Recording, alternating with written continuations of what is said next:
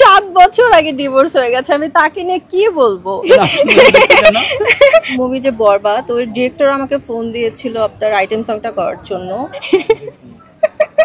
খেলার মাধ্যমে সাকিব আল হাসানের মতো এরকম একটা জায়গায় নিয়ে যাব, অনেক উচ্চতায়। আচ্ছা আপু, নো কমেন্টস, এটা নিয়ে আমি কোনো কথাই বলতে চাই না ভাইয়া। হ্যাঁ, 7 বছর আগে ডিভোর্স হয়ে গেছে, আমি তাকে নিয়ে কি বলবো। আমার তো তার ফেসও মনে নাই, তার চেহারাও মনে নাই। আসলেই সে দেখতে কেমন এখন, আসলেই কেমন। হ্যাঁ না, ছবি দেখলেও চিনতে পারবো না। এটা নিয়ে আমি কোনো কথাই বলবো না, তো বললাম নো কমেন্টস ভাই, আমি তাকে নিয়ে কোনো কথাই বলতে চাই না। এটা পাস্ট ইজ পাস্ট, সো এই তো না, চিনতে পারবো না। তো সবাই চায় শাকিব খানের সাথে কাজ করতে, আমিও চাইবো শাকিবের সাথে কাজ করতে। আর যদি রণবীর কাপুরের সাথে কাজ করার ইচ্ছা আছে, যদি ও আমাকে ওর ফিল্মে নেয়, তাহলে অবশ্যই রণবীর কাপুর ইন্ডিয়াতে, আর বাংলাদেশে শাকিব খান।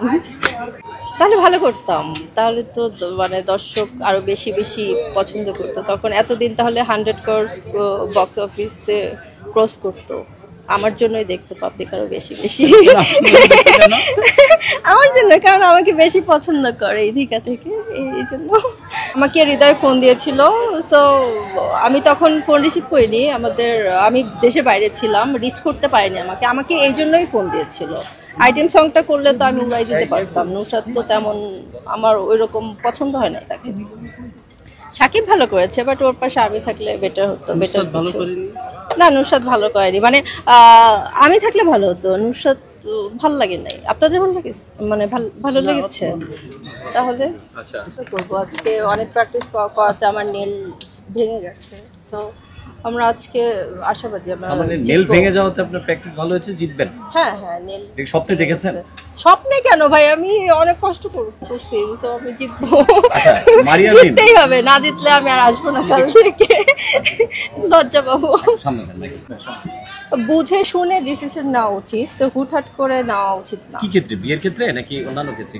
সবকিছুর ক্ষেত্রে, বিয়ে হোক, বয়ফ্রেন্ড হোক, এভরিথিং, ক্যারিয়ার হোক, বুঝে শুনে তারপর করা উচিত। আচ্ছা, আপনার জীবনে যে বিয়ে ছিল ঘটনাটা, সেটা কি একটা ভুল সিদ্ধান্ত ছিল আপনার লাইফে?